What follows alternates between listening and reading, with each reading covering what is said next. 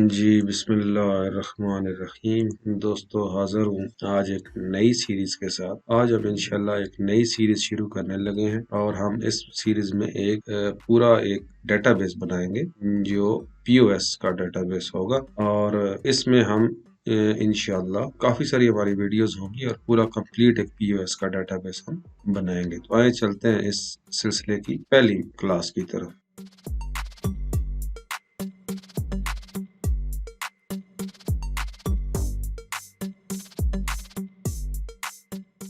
तो दोस्तों पीओएस आप अगर ऑलरेडी आपको नहीं इसका इल्म, पीओएस होता है पॉइंट ऑफ सेल सिस्टम।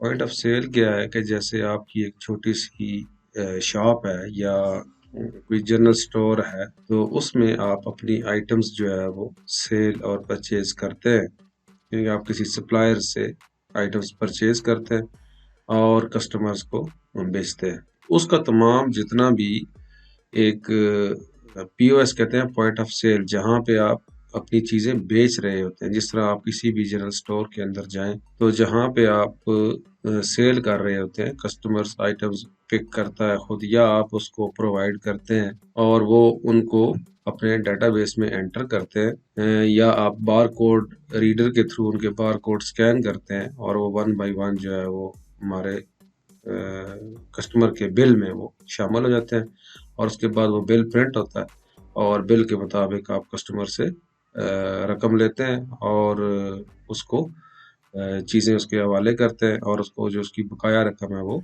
वापस करते हैं। तो ये आपका एक बिल जनरेट हो जाता है और उसके बैकग्राउंड में वो आपकी इन्वेंट्री का रिकॉर्ड भी रखता है कि आपकी कितनी आइटम्स जो है वो सेल हुई हैं, पीछे आपका स्टॉक कितना रह चुका है और साथ साथ वो आपको इन्फॉर्मेशन भी देता है कि कितनी आइटम्स आपकी इन्वेंट्री में इस वक्त हैं, आपको कुछ आइटम परचेज करने की ज़रूरत है या नहीं है। एक तो ये काम वो करता है, दूसरा आप उसमें अपनी परचेजेस का रिकॉर्ड भी रखते हैं। जब आप परचेज करते हैं तो आपकी इन्वेंट्री इनहांस हो जाती है और जब साथ साथ सेल हो रहा होता है तो आपकी इन्वेंट्री डिक्रीज हो रही होती है और बैकग्राउंड पे आपका तमाम बिलिंग का एक हिसाब किताब वो दर्ज हो रहा होता है कि आपने आज के दिन में कितनी सेल की है, कौन से कस्टमर को कौन कौन सी चीजें सेल की हैं, कितना बिल था, उसने कितनी आपको पेमेंट की, कितने आपने उसको वापस किए और तमाम रिकॉर्ड वो पूरे दिन का, उसके बाद पूरे हफ्ते का, उसके बाद पूरे महीने का, उसके बाद पूरे साल, तमाम रिकॉर्ड आप वहां से चेक कर सकते हैं और आपको एक ऑनलाइन टाइप का एक इंफॉर्मेशन मिलती है कि इस वक्त मेरी शॉप के अंदर, जनरल स्टोर के अंदर कौन कौन सी आइटम्स पड़ी हैं, कौन सी आइटम्स हमारी जो है वो कम है, जो हमें नहीं परचेज करने की जरूरत है और हमें कितना प्रॉफिट हो रहा है, हमारे एक्सपेंस कितने हो रहे हैं और हमारा प्रॉफिट कितना हो रहा है, हमारी सेल कितनी हो रही है, वो साथ साथ आपको पता चलता रहता है। तो इस सीरीज में हम इंशाल्लाह 1 बाय 1 तमाम वो चीजें पढ़ेंगे कि किस तरीके से हम उसको मैनेज करते हैं। तो ये आपके सामने एक्सेस का एक नया वो खुला हुआ है, इसमें हम एक नया ब्लैंक डेटाबेस बनाते हैं और यहाँ पे हम उसको मैनेज करते हैं। इसका नाम हम यहाँ पे रखते हैं, डेटाबेस 12 लिखा हुआ इसने सजेस्ट किया, हम यहाँ पे इसका नाम रखते हैं my POS D colon my documents में ये सेव हो रहा है, हम यहीं पे उसको क्रिएट कर लेते हैं। ये हमारा एक नया डेटाबेस जो है वो बन चुका। तो दोस्तों सबसे पहले ये है, एक चीज मैं आपको बताऊं, अगर आप ये देखना चाहते हैं कि हम किस तरह का पीओएस बनाएंगे, उसमें क्या क्या फैसिलिटीज होंगी, तो ऑलरेडी इस चैनल पे आपको सिर्फ मैंने वीडियोस बनाई थी, काफी पुरानी है, वो हमने एक सिलसिला शुरू किया था। बीच में दोस्तों ने कुछ कहा कि जी आप पहले एक्सेस का बेसिक कोर्स हमें बता दें, एक्सेस को हम समझ जाएं, उसके बाद पीओएस बनाएंगे, तो वो फिर दरमियान में हमने ब्रेक कर दिया। तो अब दोबारा से हम उस सिलसिले को कंटिन्यू करना चाहते हैं। इसकी 3-4 वीडियोस ऑलरेडी हमारे चैनल पे पड़ी है, वो आप देख सकते हैं, उनका लिंक मैं डिस्क्रिप्शन में भी दे दूंगा और उनके कोशिश करूंगा थंबनेल आपके सामने अभी आ रहे हों ताकि आपको पहचान हो जाए कि ये कौन सी सीरीज थी। आप वो वीडियोस देखेंगे तो आपको थोड़ा सा इल्म हो जाएगा कि पीओएस किस किस्म का होगा। उसमें पूरी डिटेल दी हुई है, बल्कि उसमें कुछ चीज़ें आपको सिखाई भी गई हैं कॉम्बो बॉक्स के हवाले से और मुख्तलिफ कैसे फॉर्म्स बने हैं और किस तरीके से वो चल रहा है। वो आप अगर देखना चाहते हैं तो वो ये वीडियोस आप देख लें, आपको आइडिया हो जाएगा। तो आज हम सबसे पहले हम देखें, सबसे जो पीओएस सिस्टम है उसका ये जो बेस है वो आपकी आइटम्स होती हैं कि आपके जनरल स्टोर में कौन कौन सी आइटम्स पड़ी है। आज की क्लास में हम इंशाल्लाह पहले हम टेबल बनाते हैं कि हमारी कौन कौन सी आइटम्स होंगे, उसके कौन कौन से हम फील्ड्स हम रखेंगे अपने डेटाबेस के अंदर, और आइटम्स को हम मैनेज किस तरीके से करते हैं। वहाँ शुरू करते हैं। सबसे पहले हम टेबल एक बनाते हैं आइटम्स का। यहाँ पे उसने एक व्यू देता है, इस व्यू में अंदर थोड़ा सा मुश्किल होता है टेबल बनाना। आप सिंपल इस यहाँ पे डिजाइन व्यू में जाएं, टेबल का नाम हम रखेंगे आइटम्स, EMS आइटम्स, और ओके कर दिया। तो यहाँ पे एक टेबल डिजाइन व्यू हमारे पास आ जाता है। यहाँ पे ये से आप ऑलरेडी वाकिफ हैं अगर आपने Access basic to advance course पढ़ा है। इसी चैनल पे उसकी तकरीबन 100 से ज्यादा वीडियोस हैं, तो इससे आप वाकिफ होंगे। उसमें टेबल डिजाइनिंग का भी बताया गया, टेबल किस तरह बनाते हैं और क्या क्या चीजें होती हैं। तो हम यहाँ पे पहले टेबल डिजाइन करेंगे। सबसे पहले हमें प्राइमरी की चाहिए होगी, उसका नाम हम रखेंगे आइटम ID। इसी को हम अमेंड कर लेते हैं, item_id, और इसको हम ऑटो नंबर ही रखेंगे। जैसे ही हमारा आइटम नई फीड होती है तो इसको ऑटोमेटिकली वो एक नंबर असाइन कर देगा, ये ऑटोमेटिकली बढ़ते जाएंगे। उसके बाद मैं एक फील्ड रखूंगा बार कोड का, BARCODE, बार कोड का, और इसका शॉर्ट टेक्स्ट ही हम रखेंगे। बार कोड हम इस्तेमाल करेंगे अगर हम इस सिस्टम के साथ अपना एक बार कोड स्कैनर लगाते हैं। जिस तरह अमूमन आपने बड़े स्टोरों पे देखा होगा, वहाँ पे काउंटर होता है, और वहाँ पे जैसे ही आप अपनी चीज़ें रखते हैं, जैसा मेट्रो है या आप CSD है या इस तरह के बड़े स्टोर्स पे जाते हैं आप, तो आप काउंटर पे अपनी चीज़ें रखते हैं, और वो जो असिस्टेंट होता है, जो सेल्समैन होता है, वो आपकी कोड्स को स्कैन करके थोड़ा जल्दी से बिल बन जाता है, क्योंकि ऑलरेडी डाटा सिस्टम में मौजूद होता है, और वो बार कोड स्कैन करके बहुत जल्दी आपको बिल जो है वो प्रिंट करके दे देता है। तो हम कोशिश करेंगे इस POS सिस्टम में हम बार कोड का ऑप्शन भी रखें। तो इसलिए हमने आइटम के आगे एक फील्ड बना दिया बार कोड का, इसमें हम अपना आइटम का बार कोड रखेंगे। उसके बाद दूसरा मेन चीज जो हमारी है item_name, आइटम नेम। हम इसमें जो भी आइटम हम यहाँ पे अपने स्टोर में रखेंगे और उसका नाम आएगा। उसके बाद हम एक चीज रखेंगे यूनिट। यूनिट का मतलब क्या है कि ये हमारी जो आइटम है ये किलो में होगी, नंबर्स में होगी, पैकेट में होगी, आप यूनिट चाहते हैं वो हम रखेंगे। तो यूनिट क्योंकि आप आइटम्स जो है वो नई आती है आपके पास, तो यूनिट जो है वो हमें नए भी इंसर्ट करने पड़ेंगे और उसको मैनेज भी करना पड़ेगा। तो इसलिए हम यूनिट का एक अलग टेबल बनाएंगे, और उसके इसलिए मैं यहाँ पे उस टेबल को हम इसके साथ रिलेट करेंगे, इसलिए यूनिट को मैं दे रहा हूँ, हम इसको नंबर के तौर पे रखें। ये आपको आगे मैं बताता हूँ कि नंबर हमने क्यों रखा। अच्छा, यूनिट हमने रख दिया। उसके बाद हम उसको हर आइटम को कैटेगरीज में हम डिवाइड करेंगे, यानी कि जिस तरह सिगरेट्स हैं उसको हम कैटेगरी नाम देंगे सिगरेट्स का, और उसके अंदर जितने भी सिगरेट्स हैं वो आएंगे। इसी तरह ऑयल एंड घी है, या इस तरह से हमारे जो है वो, उसके बाद जो आपके चिप्स और वो है, इस तरह की यूनिट्स की हम कैटेगरीज जो है वो बनाएंगे। उसके लिए मैं एक कैटेगरी भी रखना चाहूँगा, डाटा GOR, इसका नाम हम कैटेगरी रख देते हैं, और इसको भी हम नंबर ही रखते हैं। जिस भी फील्ड का आप मजीद टेबल बनाएंगे, लिस्ट ऑफ वैल्यू, अच्छा ओरेकल में एक LOVs होता है, इनको LOVs कहा जाता है, लिस्ट ऑफ वैल्यूज। तो यहाँ पे भी आप जैसे यूनिट है इसका अलग टेबल बनेगा, उसको हम LOV टेबल बनाएंगे। इसका कैटेगरी का एक LOV टेबल बनाएंगे, और उसके बाद आप यहाँ पे और क्या रख सकते हैं, और एक और चीज हम रखते हैं, और रीऑर्डर लेवल, इसको भी हम नंबर ही रखते हैं। इसका टेबल नहीं बनेगा। रीऑर्डर लेवल में हम क्या रखेंगे, रीऑर्डर लेवल में हम वो चीज रखेंगे कि एक आइटम है मेरी, फर्ज किया यहाँ पे डाल्डा ऑयल है, तो मैं ये चाहता हूँ कि जब ये डाल्डा ऑयल मेरा स्टोर के अंदर 5 रह जाए तो मुझे एक नोटिफिकेशन आ जाए कि ये आपकी क्वांटिटी 5 रह चुकी है। तो रीऑर्डर लेवल में हम यहाँ पे जो भी वैल्यू फीड करेंगे, अगर हम 5 करेंगे तो हम साथ साथ एक चेक रखते जाएंगे कि जैसे ये आइटम अपने रीऑर्डर लेवल से कम होगी तो वो हमारे एक लिस्ट में शो हो जाए कि ये चीज़ हमें परचेज करनी चाहिए। तो हर आइटम का हम रीऑर्डर लेवल खुद से मेंटेन करेंगे। अब ये तो नहीं हो सकता, कई चीज़ें ऐसी हैं जो आपको अपने स्टोर में 10 रखनी पड़ेंगी, कि कोई आइटम्स ऐसी होंगी जो आपको 100 रखनी पड़ेंगी। तो हर आइटम का रीऑर्डर लेवल सेम नहीं हो सकता, इसलिए हमने यहाँ पे एक फील्ड बना दिया। जैसे ही ये आइटम, जो जिस आइटम का ये नाम है या बार कोड है या आइटम आईडी ये अपने इस रीऑर्डर लेवल से इसका स्टॉक लो हो जाएगा तो हमें नोटिफिकेशन आ जाए। उसके लिए हमने एक रीऑर्डर लेवल बना दिए। अब इसके बाद एक चीज़ मैं और इसमें रखना चाहूँगा, उसमें मैं रखना चाहता हूँ डिस अंडरस्कोर कंटिन्यू। इसको हम यस नो रखेंगे। डिसकंटिन्यू का मतलब है कई ऐसी हमारे पास प्रोडक्ट होंगी जो शुरू में तो हमारे पास थी, लेकिन बाद में हम उनमें कारोबार नहीं करेंगे, उसको हम डिसकंटिन्यू कर देंगे, यानी कि वो हमारे स्टोर में मौजूद नहीं होंगी या हम उसमें कारोबार करना छोड़ देंगे। उसका हम डिसकंटिन्यू यस कर देंगे तो वो हमारे डाटाबेस के अंदर शो नहीं होगी, ताकि गलती से वो सेल अगर पड़ी भी है तो वो सेल ना हो जाए, या हम किसी वजह से उसको डिसकंटिन्यू इस प्रोडक्ट को करना चाहते हैं, वहाँ पे हम अपना एक ऑप्शन रखेंगे कि हम जो है वो इसको मेंटेन कर सकें। ज़रूरी नहीं है आप इसको मेंटेन करें, लेकिन एक ऑप्शन आपके डेटाबेस में होना चाहिए कि आप अगर किसी आइटम को डिसकंटिन्यू करना चाहते हैं तो आप कर लें। उसके बाद एक चीज़ जो मेन चीज़ें वो रखते हैं, उसके बाद मैं इसमें रखना चाहूँगा परचेज प्राइस।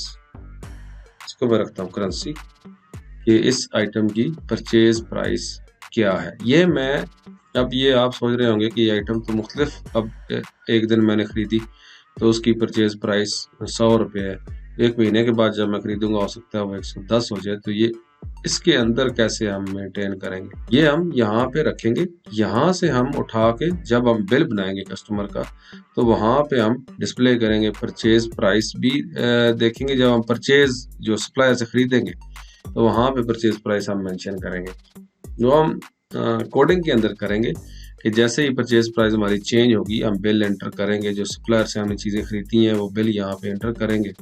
अगर एक आइटम की परचेज प्राइस चेंज होती है तो वो कोडिंग के थ्रू हम उसमें इवेंट लगाएंगे कि वो इस टेबल में भी उसकी परचेज प्राइस चेंज कर देगा, ताकि हमारे पास लेटेस्ट प्राइस जो है वो मौजूद हो।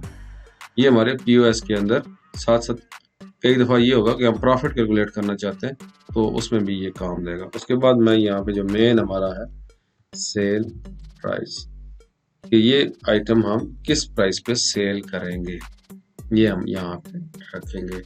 इसको हम, ज़रूरी नहीं है कि यही प्राइस ऑल वहाँ पे जाएगी, उसको हम ऑप्शन रखेंगे जहाँ पे हम बिल बनाएंगे वहाँ पे इस प्राइस को अमेंड भी किया जा सके। तो दोनों मैंने रख दी। उसके बाद इस आइटम है, इसकी मैं हो सकता है कंपनी भी रखना चाहूँ, कौन सी कंपनी का बना हुआ, मैं इसको रख देता हूँ मैन्युफैक्चरिंग कंपनी, कौन सी कंपनी ने ये बनाया है। अच्छा, कंपनी होगी। उसके बाद एक चीज़ और मैं आपको बताऊँ कि हो सकता है आप जब ये सॉफ्टवेयर और ये डेटाबेस बना रहे हैं तो उस वक्त तो आपकी शॉप में चीज़ें तो पड़ी होंगी ऑलरेडी, तो उसके लिए मैं एक यहाँ पे फील्ड रखना चाहूँगा, उसको मैं रखूँगा इन STOC के स्टॉक। इन स्टॉक जो है वो आपका, यहाँ पे भी मैं नंबर रख देता हूँ कि अब ये होगा कि जब डाटाबेस हम चलाएंगे, शुरू करेंगे, ऑलरेडी आपकी, ज़रूरी नहीं है आप उसी वक्त परचेज करेंगे और वो बिल एंटर करेंगे। होता तो ये है अमूमन, या जो POS का एक सिस्टम है, जब आप परचेज करेंगे तो वो आपके स्टॉक में एक चीज़ आ जाएगी। अगर आप 10 परचेज करते हैं तो आपका स्टॉक 10 हो जाएगा। बीच में से आप सेल करते जाते हैं तो वो कम होता जाता है, उसी को हम चेक करते रहते हैं कि आपका स्टॉक कितना है। लेकिन जब शुरू में जब डाटाबेस लॉन्च करेंगे तो उस वक्त आपके शॉप के अंदर या आपके जनरल स्टोर के अंदर कुछ चीज़ें ऑलरेडी पड़ी होंगी, वो हम इन स्टॉक के अंदर लिख देंगे। तो हम स्टॉक कैसे मेंटेन करेंगे कि दुकान के अंदर जो चीज़ पड़ी है या शॉप के अंदर जो चीज़ पड़ी है वो यहाँ पे लिखा होगा, तो उसको हम उठाएंगे, प्लस उसमें परचेजेस जितनी आप करेंगे वो करेंगे, और उसमें से जितनी आप सेल करेंगे वो माइनस करते जाएंगे, तो आपका स्टॉक जो है वो मेंटेन होता जाएगा। ये आपको कई दफ़ा उसमें भी ज़रूरत पड़ेगी कि जब आपका फर्स्ट या परचेज करते हैं और सेल भी करते हैं तो ऑटोमेटिक आपका सिस्टम चल रहा होता है, उसमें से कुछ चीज़ें फ़र्ज़ किया आपकी ज़ाया हो जाती है या टूट जाती है, उनको आप माइनस करने के, ज़ाहिर है परचेज बिल से तो आप माइनस नहीं करेंगे, उस परचेज तो आपने की है, तो उसको आप स्टॉक में जो है वो माइनस कर देंगे तो वो आपका एक माइनस हो जाएगा। उसको भी मेंटेन करने के लिए आपको ये चीज़ काम आएगी कि स्टॉक लेवल आप यहाँ पे कैसे मेंटेन करें। ये चीज़ें आ गई। उसके बाद एक चीज़ और आप रख सकते हैं, इसमें प्रोडक्ट की पिक्चर रख सकते हैं, लेकिन हम कोशिश करेंगे कि हम डेटाबेस के अंदर पिक्चर ना रखें कि उससे जो डेटाबेस है वो हैवी हो जाता है। बाद में हम इंशाल्लाह इसको, ये ज़रूरी, अच्छा ये चीज़ आप समझ लें कि ज़रूरी नहीं है कि ये हार्ड एंड फास्ट रूल है कि आपने एक दफ़ा टेबल बना लिया तो यही फील्ड्स हम जो है वो यूज़ करते हैं, तो ये ज़रूरी नहीं है। हम आगे डेटाबेस में हमें अगर किसी चीज़ की ज़रूरत पड़ जाती है तो हम यहाँ पे नया फील्ड भी बना सकते हैं या किसी फील्ड को हम डिलीट भी कर सकते हैं।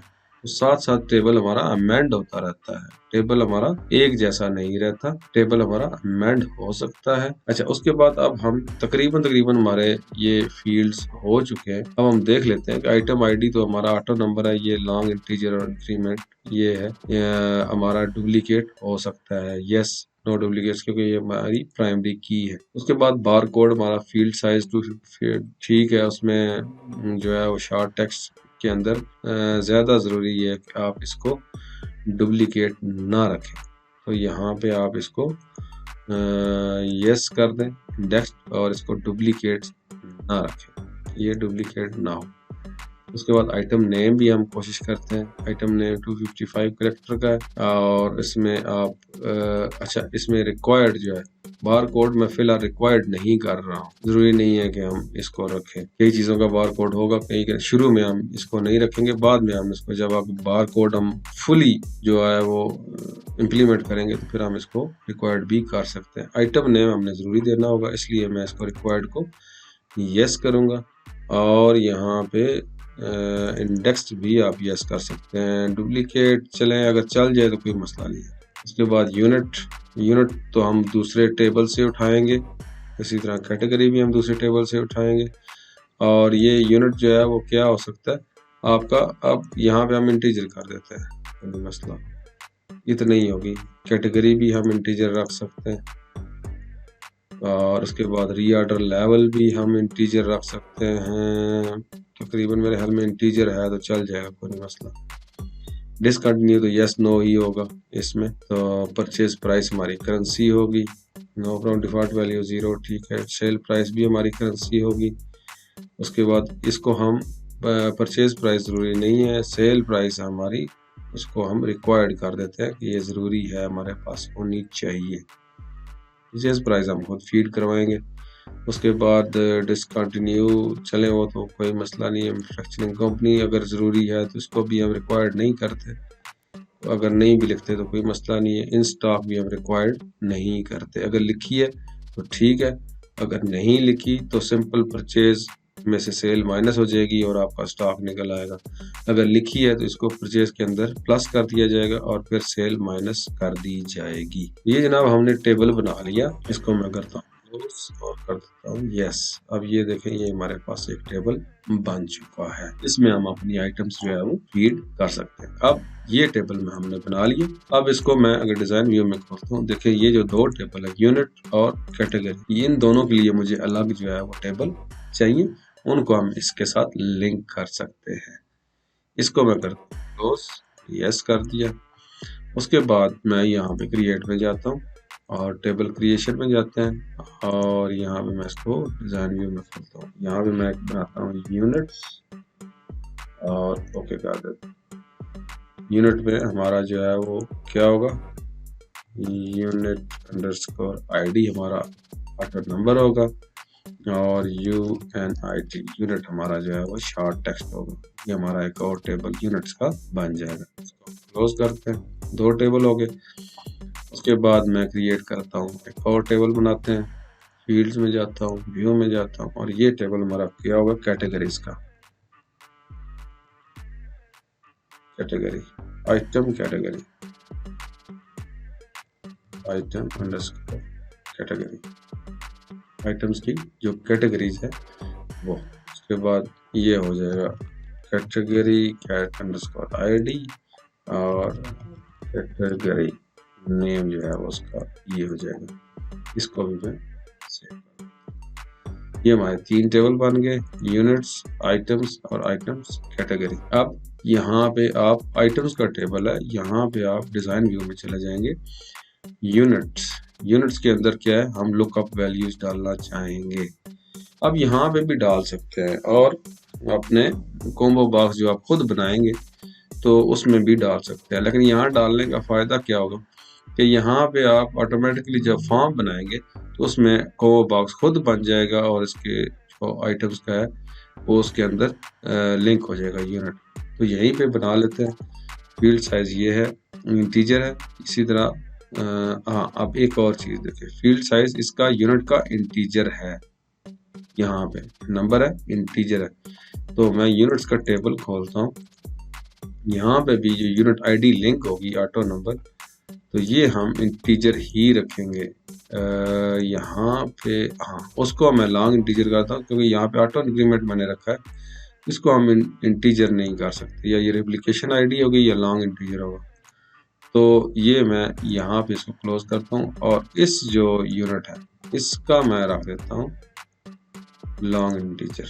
अब इसका मैं आपको बताता हूँ चक्कर क्या है, होगा क्या। इसको भी मैं लॉन्ग इंटीजर कर देता हूँ और इसको मैं सेव कर देता हूँ। सबसे पहले हम जाते हैं रिलेशंस में, डेटाबेस टूल्स, रिलेशनशिप्स, और यहाँ पे मैं तीनों टेबल जो है वो सिलेक्ट कर लेता हूँ और ऐड कर लेता हूँ। तीनों टेबल्स हमारे ऐड हो गए।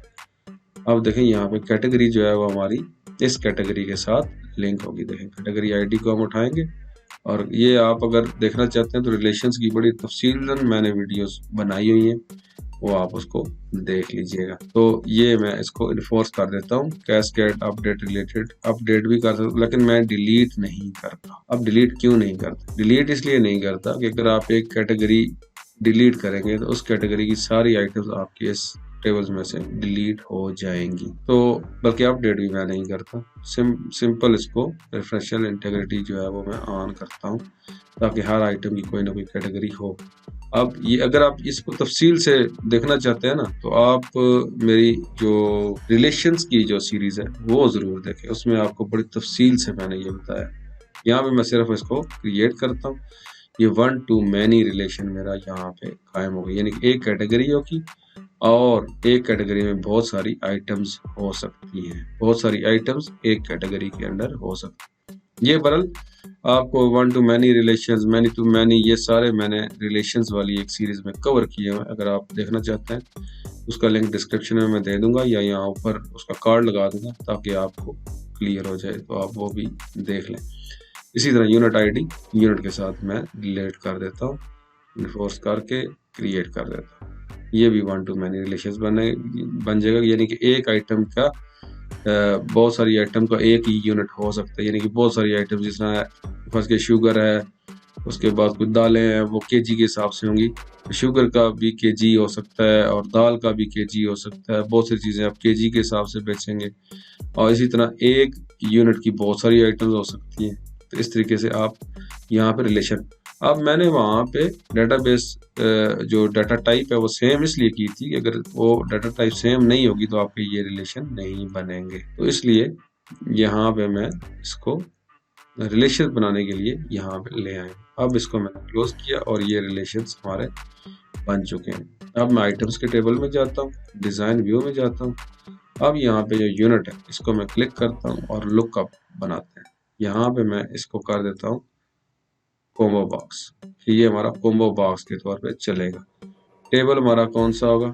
टेबल हमारा होगा टेबल और क्यूरी होगा और रो सोर्स यहाँ पे क्यूरी लगेगी, जो भी आप देना चाहें। तो ये यूनिट था, मैं यूनिट्स को डबल क्लिक करूंगा, ओके करूंगा, यूनिट आईडी और यूनिट, पहला जो मेरा कॉलम होगा यूनिट आईडी होगा और दूसरा यूनिट होगा। क्लोज करता हूँ तो यूनिट आ गया। बाउंड कॉलम हमारा पहला होगा, कॉलम काउंट मैं कॉलम उसको 2 दिखाना चाहूंगा और कॉलम विड्थ मैं करता हूँ 0,3, यानी कि पहला कॉलम मेरा हाइड होगा और दूसरा कॉलम मेरा शो होगा। ये मैंने इसका लुकअप बना दिया।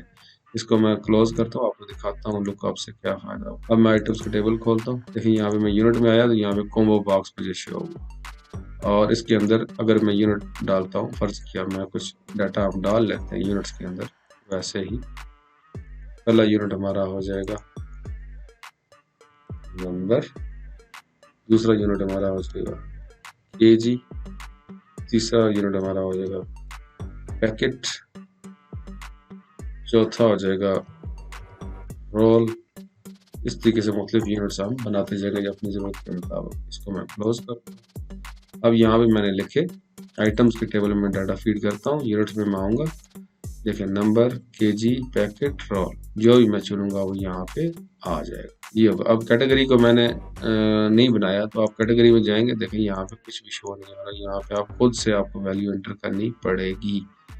अगर आप यहाँ पे केजी करते हैं तो यहाँ पे असल में बैक एंड पे वो यहाँ पे केजी का यूनिट आईडी उठा के लाएगा। यहाँ पे जो यूनिट आईडी है केजी का 2 है, तो इस टेबल में 2 सेव हो रहा होगा, लेकिन क्योंकि हमने लुकअप बनाया है इसलिए वहाँ पे वो केजी शो कर रहा है।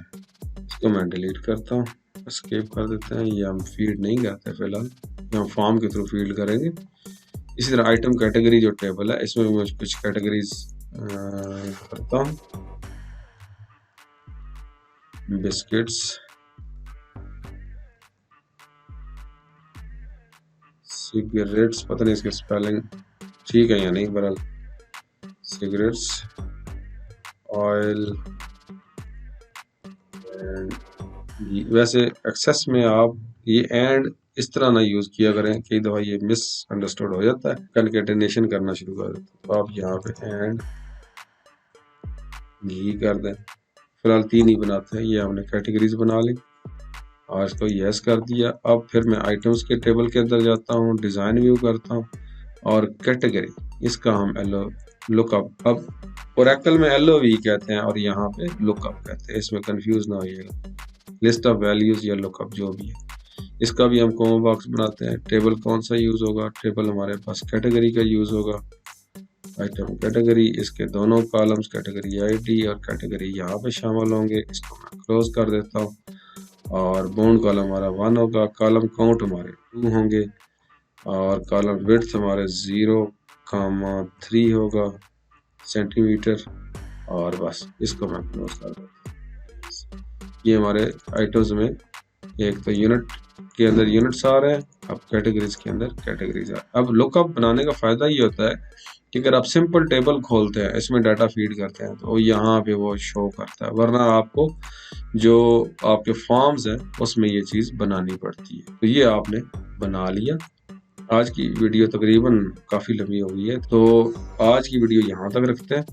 नेक्स्ट वीडियो में इंशाल्लाह नेक्स्ट क्लास में हम इसका फॉर्म बनाएंगे और अपनी जो आइटम्स हैं उनको फीड करना देखेंगे कि हम फॉर्म कैसे बनाते हैं और उसको कैसे फीड करते हैं। तो उम्मीद है ये वीडियो आपको पसंद आई होगी। इंशाल्लाह पूरा हम POS बनाएंगे और 1 बाय 1 हम चलते जाएंगे। अगर आपने भी ये POS बनाना है तो हमारे साथ साथ ये वीडियो देखें और उसकी प्रैक्टिस करें, साथ साथ बनाते जाएं। उम्मीद है आपको बहुत सारी चीज़ों की समझ आ जाएगी और आपके पास एट द एंड एक POS, एक दुकान चलाने वाला एक छोटा सा सॉफ्टवेयर मौजूद होगा। तो उम्मीद है आपको वीडियो पसंद आई होगी। अगर पसंद आई है तो इनको शेयर करें, चैनल को सब्सक्राइब करें, बेल आइकन प्रेस करें। बहुत शुक्रिया। अल्लाह हाफिज।